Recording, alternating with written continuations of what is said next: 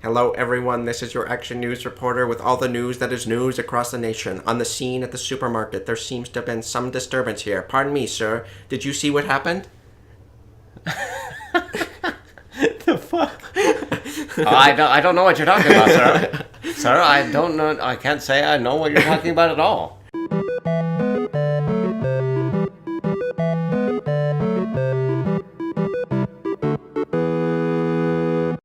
So that is the intro to the song "The Streak" by Ray Stevens. Very classic song, very good, very emotional. I recommend to anybody listening that they go check out that song. The album is called Boogity Boogity. All right. So let's move on to our next segment. That none of that was rehearsed. Like, absolutely none. I thought that was just a warm-up thing. No, I told Joe that I had the perfect introduction to this video. That's what you were talking about. Okay. Yeah. All right. I thought that everybody would get it. So, anyway. I don't get it. So, we're doing the top 10 things we're excited to see at E3 2018. Yeah. It's been a while since our last... It's been a while. It's been a while since our last podcast.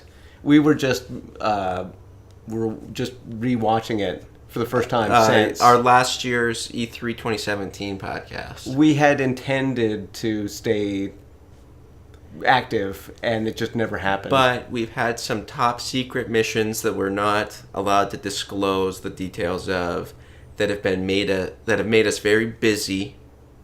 Some stuff with the government, some stuff with secret societies and the Masons. We can't talk about it. I've said too much already. So our list starts with number 10, Dragon Quest Builders 2. Yeah, absolutely. Like, of games that we're likely to see at E3, Dragon Quest Builders 2, like, it's a known quantity. We've seen it played, at least like a rough version of it in like that early Japanese demo, that demo in that live stream. Mm-hmm. I suspect we're going to see it at least one conference at E3. Almost certainly Square Enix's. And man, I was such a fan of that first Builders game. I mean, I'm sure we've gushed about Builders 1 on this very channel before. Yeah. And the things is, like, I think just using the original game as like a platform to grow and expand already all the crazy things you could do in the first one. It just, and a co-op partner and expanded story mode, the just being able to like, you have a big parachute like apparatus, so you could jump off mountains, and like that sounds like fun. Mm-hmm.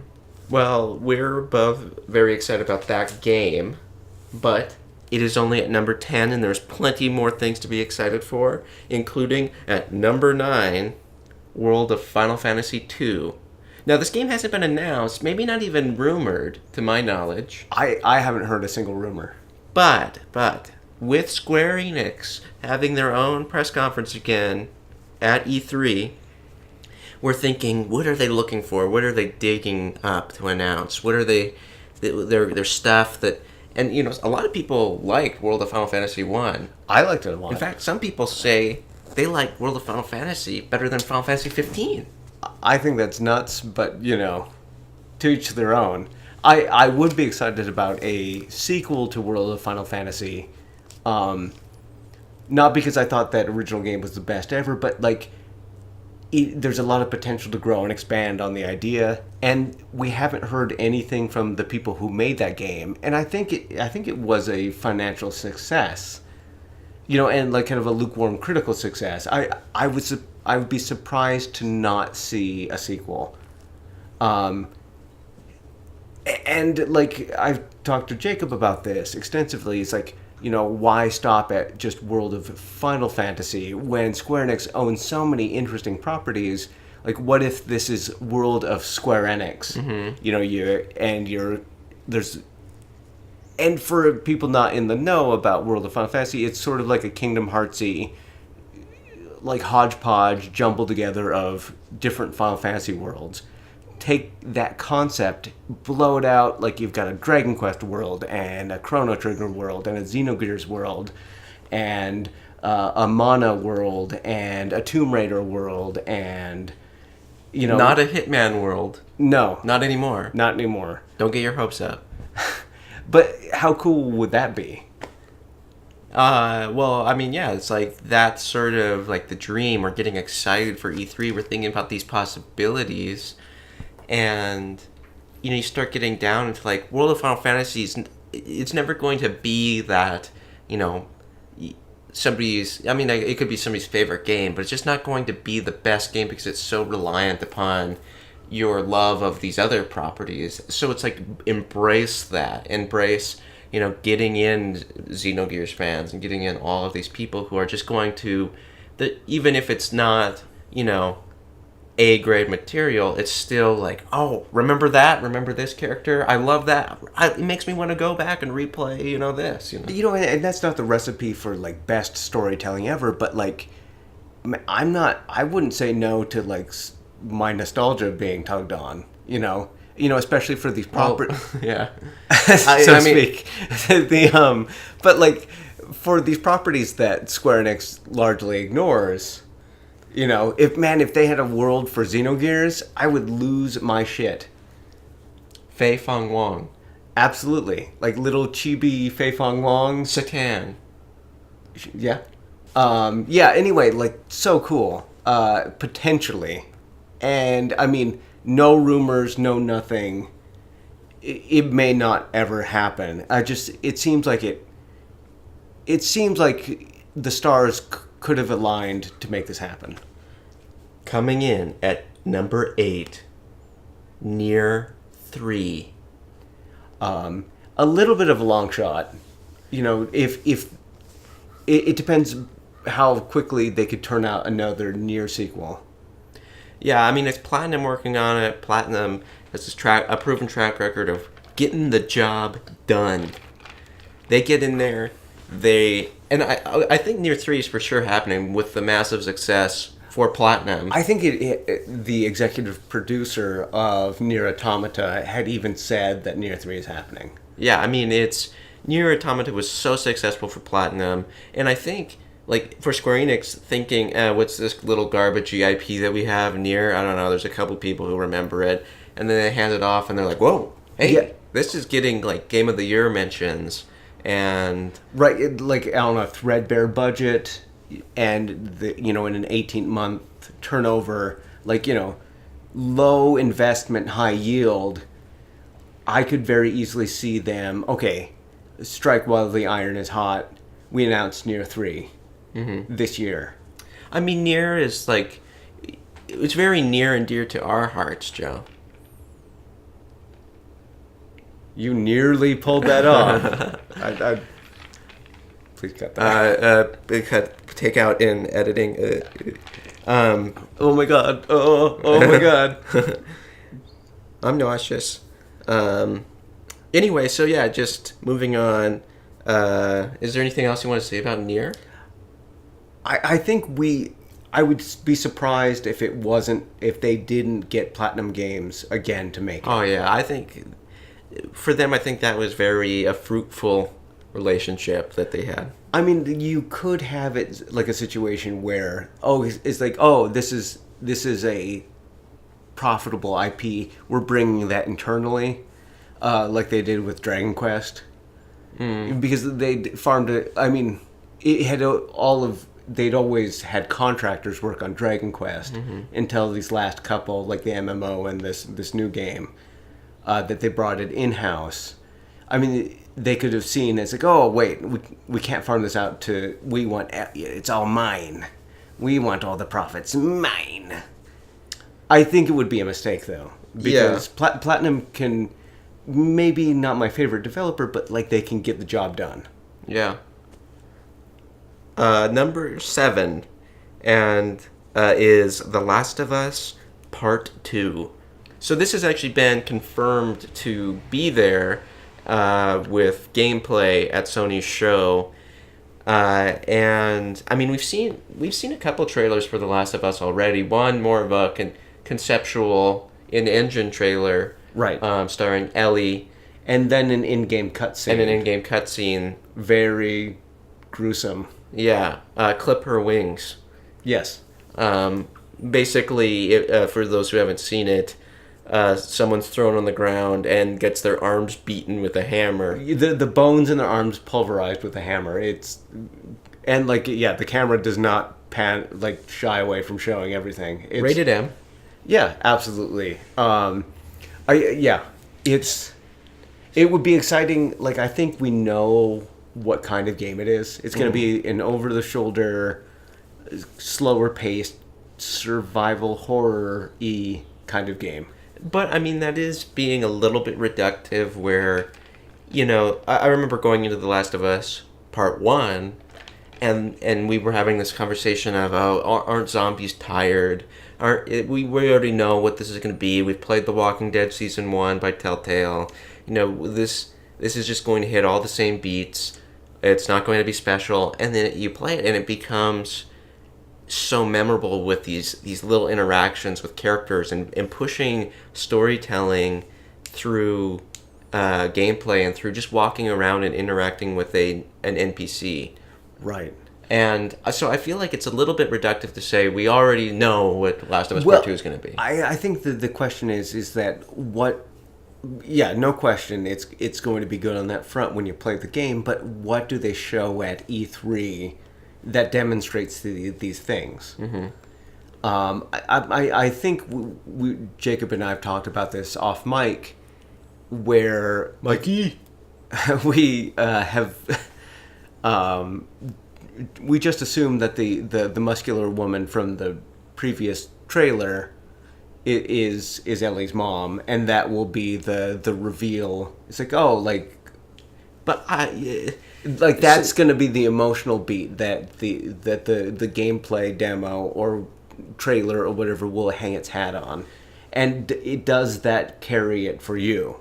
Well, one, I don't know if that's what the gameplay reveal will be, because it's already been so figured out that is Ellie's mom. You go on Resetera, you go on Reddit, and people know. Like, it is in the common discussion that is Ellie's mom. So if they just come out and say it as that's the trailer ending moment, I don't know if people will be excited. And me personally will be like, oh, all right, yeah, we know. Let's see something new here. Let's get into this.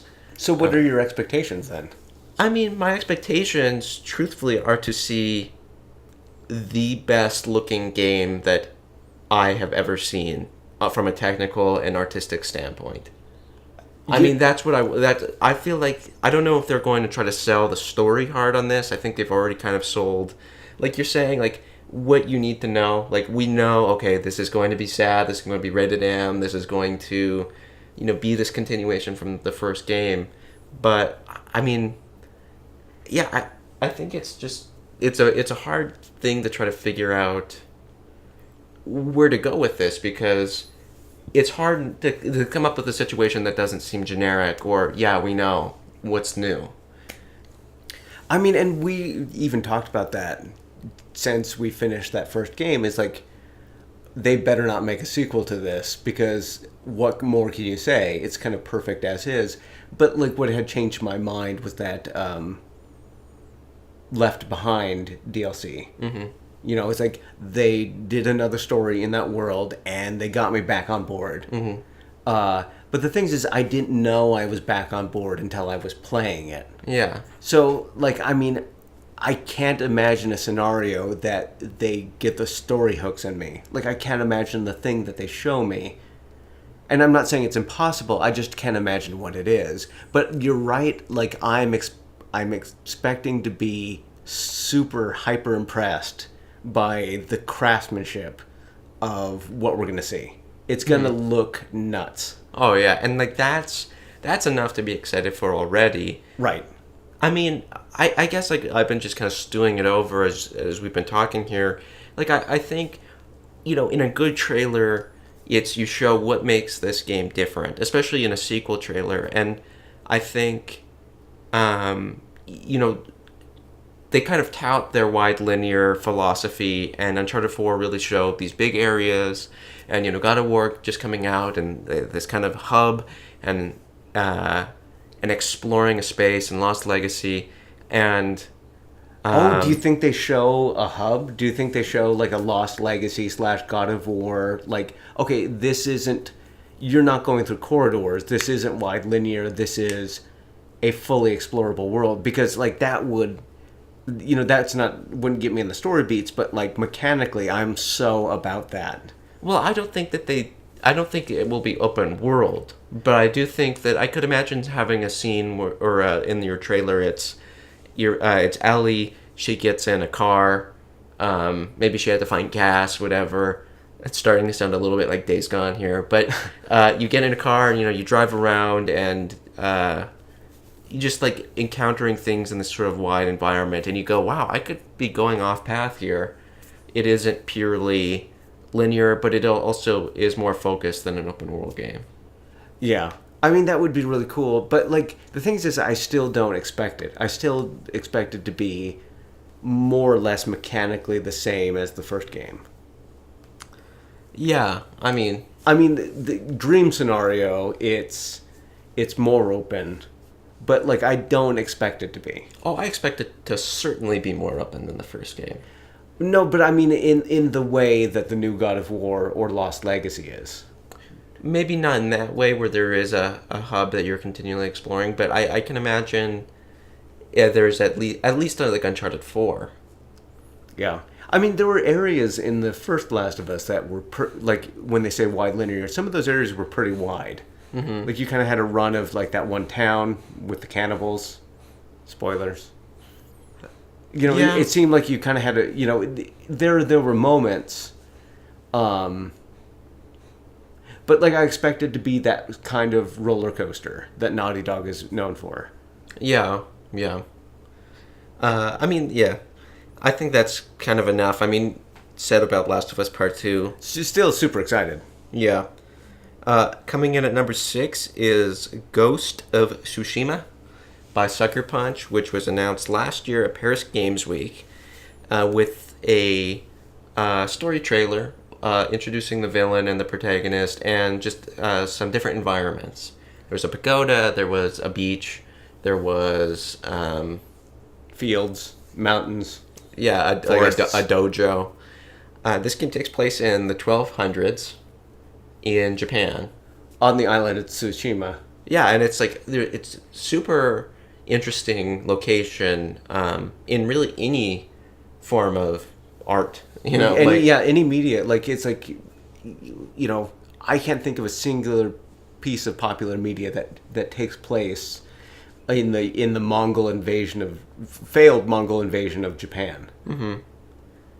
And I mean, it's like good on Sucker Punch to. I think we were talking here last year, our hype cast for E3 2017, talking about what we want to see from Sucker Punch, and it was just kind of like we just wanted to see something different, something that wasn't superpowers, that wasn't infamous, it wasn't kind of bogged down in these things, and you go, wow, like this is perfect. We see this trailer and we go, this is more than we ever could have expected or wanted. Like, yeah, they super sold conceptually. This year they need to show what it actually is. What is this game? And like, I hope it's open world Tenchu. Mm-hmm. This drawing heavy inspiration from Metal Gear Solid 5. Yes. But I also expect there to be like dialogue wheels, like RPG elements. Not recently, but last year or maybe the year. It seems like a year and a half ago. Sucker Punch had hired one of the writers from Mass Effect onto their staff, and it seems like you don't do that unless you're planning to make it like add in RPG elements. Mm-hmm. Or like storytelling elements from RPGs, not necessarily stats. Yeah, which I'm sure there will be stats. Probably. We got a little glimpse of like kind of a gameplay scenario thing at the end of that trailer that was like a couple second clips of fighting somebody. Smoke grenade, jumping, and like a attack from above. Yeah, downward strike. And that makes me think there's going to be like the vertical gameplay of Tenchu. Mm-hmm. You know, where you're up on buildings, you fall down on your foes. Like, that seems super cool. Way cooler than just like a hack and slash style samurai game. Mm-hmm. I mean, I love hack and slash style samurai games. Like, I think A Way Out of Samurai. Yeah. No, it's like, sure. But like, you know, just for, like, I'm not making like a like judgment. Like, I'm like my specific tastes. If I have the option to play stealth, I'll always play stealth. Like, there's just something about my personality. It's like, you know, just to take it just a little further with me. And I'm not saying it's inherently better. Joe loves the shadows. He likes to linger in the shadows. It's like, and that movie, What We Do in the Shadows. Mm-hmm. Anything to do with shadows. Yeah, Shadows Die Twice, of course. Exactly. Which is a secret video game adaptation of What We Do in the Shadows. Is that the next one? No. Oh. Spoiler. No. That would be a hell of a segue. Number 5 on our list of top excited things is Cyberpunk 2077 by CD Projekt Red, who makers of the Witcher series, Witcher 1, 2, and 3. And Cyberpunk was something that was originally announced years and years ago with like a CG thing. Years before The Witcher 3 was released. Like as a CG conceptual thing. And I haven't gone back and rewatched it. I watched it the other day. How was it? It doesn't show a lot. It shows like an android woman, like, it's like a tearing apart somebody with blade arms as she's being shot at by police. You know, it's weird. It's like sort of something you'd expect to see, like, very Blade Runner. Yeah, okay. I mean, which is also very Cyberpunk. It's all in the milieu. Yeah. I mean, the question is, it's like, okay, how do you interact with it, though? Yeah, it's like, it seems like there's rumors floating around. Is this a first-person game? Is this a third-person game? Is this open world in the sense of Witcher 3? Or is it more kind of like streets and alleys and tight and Deus Ex and like Deus Ex human... whatever, Mankind Dividend, and I don't remember. The thing is just, I expect it to be open world, but like also with narrow focused streets. Mm-hmm.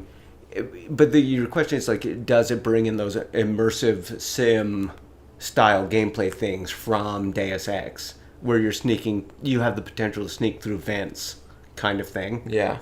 You know, it feels like they have to, but like, those guys can sort of write their own rule book, you know? Yeah, I mean, Witcher 3 is just so brilliant that I don't have a lot of fears for this game. Like, I'm not scared if this is going to be a good game, or I sort of have put all of my trust, whether it's, you know, I should or not, is to be determined. But sort of, I can't imagine Cyberpunk being bad.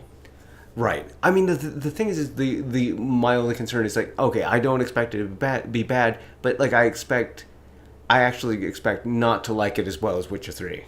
Because like I'm trying to imagine, it's like, oh, what if I liked a game better than Witcher 3, and like it just incompatible. Well, I mean, that's just, I think, to your own personal taste and mine as well, where, you know, I go, I just like things like fantasy stories and fantasy worlds more than I like gritty sci-fi worlds. Right. You know, and I think I've yet to interact with the piece of cyberpunk media, like, as a whole, that like brings me on board, you know? Mm-hmm. You know, I've read Neuromancer, and like I've seen like I've been like inundated my whole life with cyberpunk media, and none of it has been my favorite media. It's like, oh, that's an interesting thing, or like, that's a thing that is watchable, or like, like maybe this is it. Maybe Yeah. this will be the thing that gets me into Cyberpunk. Yeah, like, I think about like the Deus Ex games, and I've tried to play what is that one called? Human something? Human Mankind Divided. No, the one before that. Oh, Human Revolution. Okay, yeah. Because it's a play on human evolution. Yeah. I played the first. I didn't. I played the first hour. Let's say that. I didn't play a lot. I'm not gonna act like I played a lot. I watched you play it. And I just this is on me. I just didn't get into it. And the thing is I think there's something. It's like, what do you connect to? Like, what is, and like some of my favorite pieces of media, like, favorite games, it's like they don't click for a while. So like, but when you're experiencing something completely new, like you need the hook. You need at least something. And like, I remember watching you play that first hour of Deus Ex, and it just, you kept waiting for the hook and it just never came. Yeah, and I'm sure it does come. People love that game, and I respect it, but it's, for my personal tastes, and maybe it's just where, if I go back to it now where I'm at in my life, I'll be like, oh wow, this is amazing. I can't believe I ever dismissed it. But yeah, like that's just kind of my general perception of Cyberpunk thing. So it is a little harder to get excited for a little harder sell. Yeah. Than Witcher 3, but because Witcher 3 is so good and I love it so much, that kind of is that will be a first initial push to go, trust him. I'm saying trust him because Witcher 3 was so good, get through the slog of the beginning.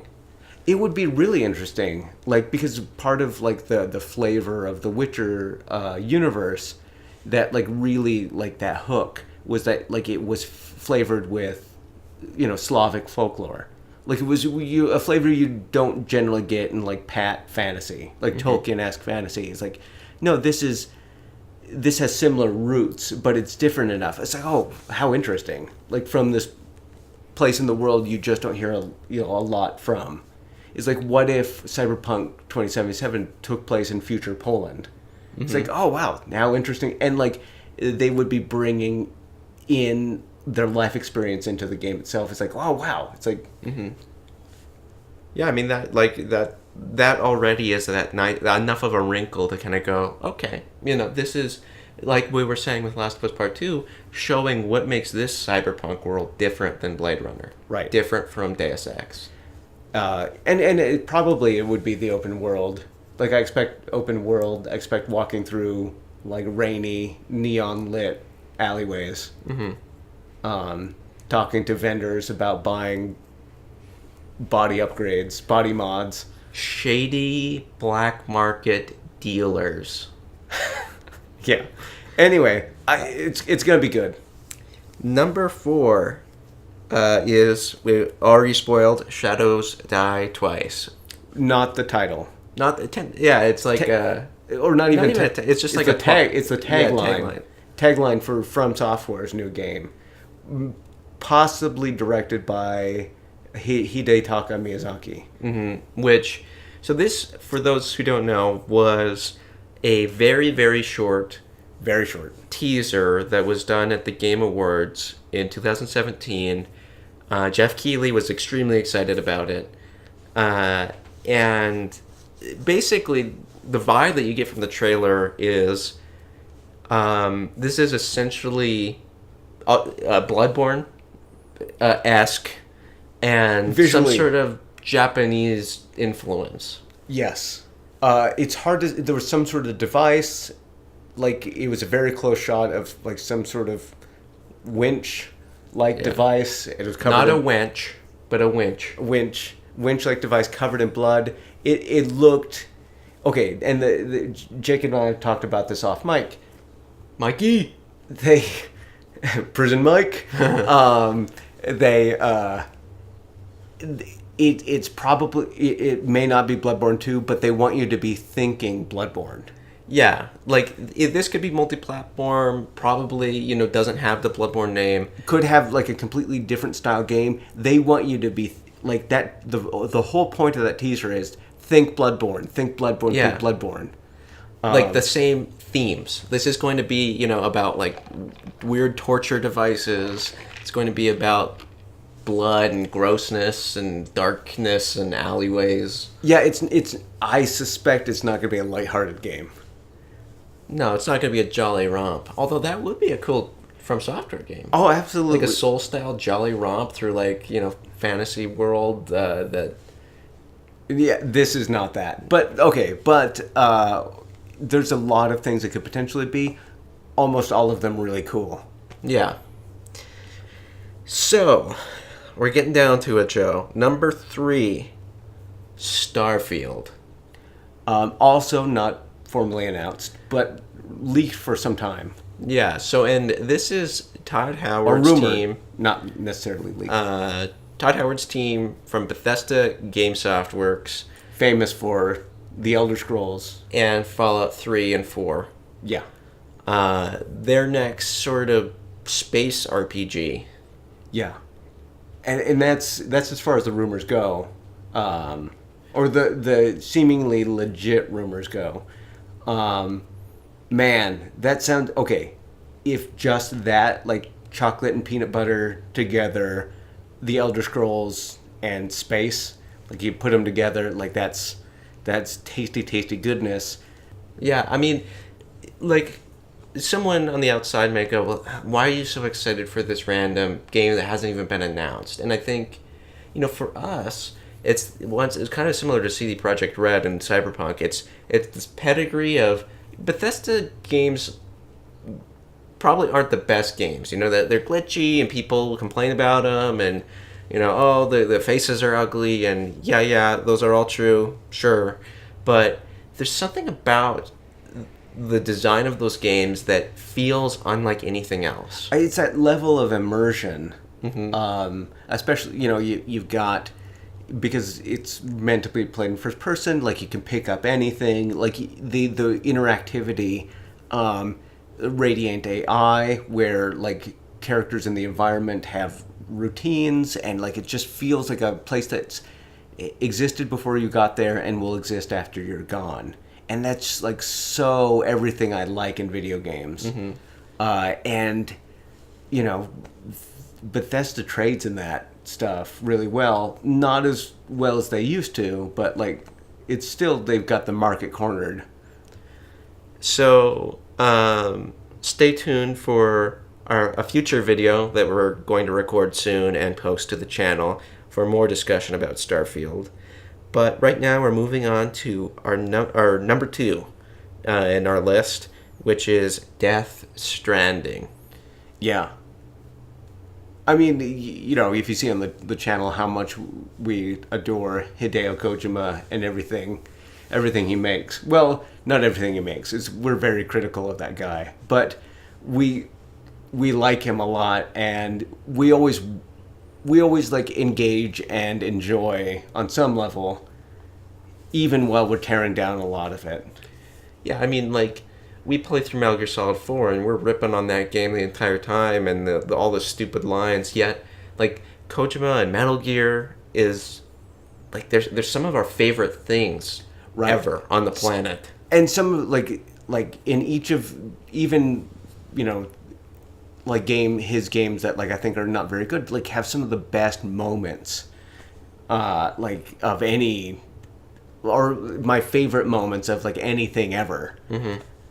Like, even in Metal Gear Solid 5, which I, like, have mixed feelings about, it's like, there's a moment in that game, it's like, I think will be my moment of the generation. Mm-hmm. So, I mean, like, Death Stranding, once again, like Last of Us Part 2, is also this technical marvel, backing with Guerrilla Games' help and their engine, the Decima engine. You get, Mark Cerny's the technical producer on that game. Yeah. You're getting into just, like, these amazing-looking games. Amazing art. Yoji Shinkawa.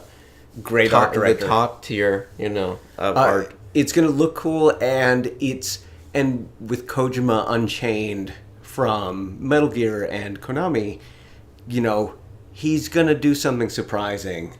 And I mean, he's already shown tons of surprising things. right. So, and this is what separates this E3 from the other things of Death Stranding, is where you want to see gameplay. We're gonna see what the game actually is, because we saw a lot of concepts and like a lot of like mind-bending, surrealist concepts, and like I could watch those conceptual videos all day, every day. Like, just keep making those. I'm hooked. But I am interested to see is like how is a player going to interact with that world, and I have no idea. Yeah, I mean, like, we can go on endlessly speculating, and all of it's going to be wrong, because it's going to be something that at least Joe and I, we're not like smart enough to predict, you know? Well, I mean, I don't think it's even about smarts. It's about like whatever like weird like idea Kojima has been. It's been like, It's like he had a dream one night, and he's like, whoa, what if I did that? And it's like everyone's telling him, no, dude, that is so crazy. Why do you want to do that? He's like, I don't know, I want to do it. And the thing is it may not end up being fun, but it will certainly be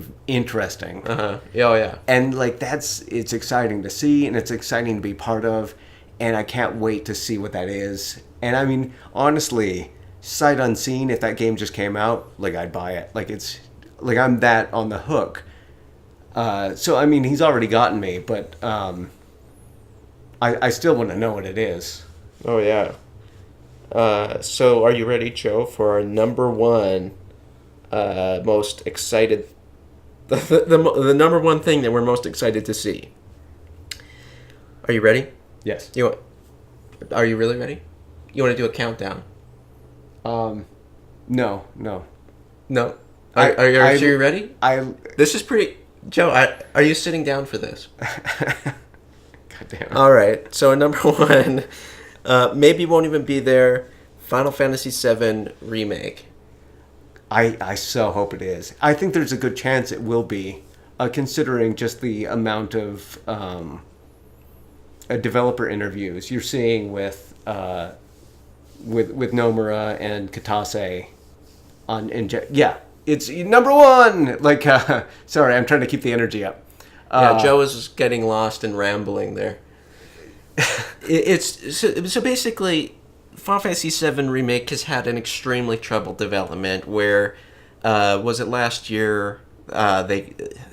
It was CyberConnect 2. CyberConnect 2 was working on it, and then that wasn't going well, and Square Enix pulled it. And they had farmed out the development of this highly anticipated game to CyberConnect 2, and if you listen last year, we were super excited about that. It's like, CyberConnect 2, they finish video games, like in a timely fashion. It's like, oh, right, we'll play this in our lifetime.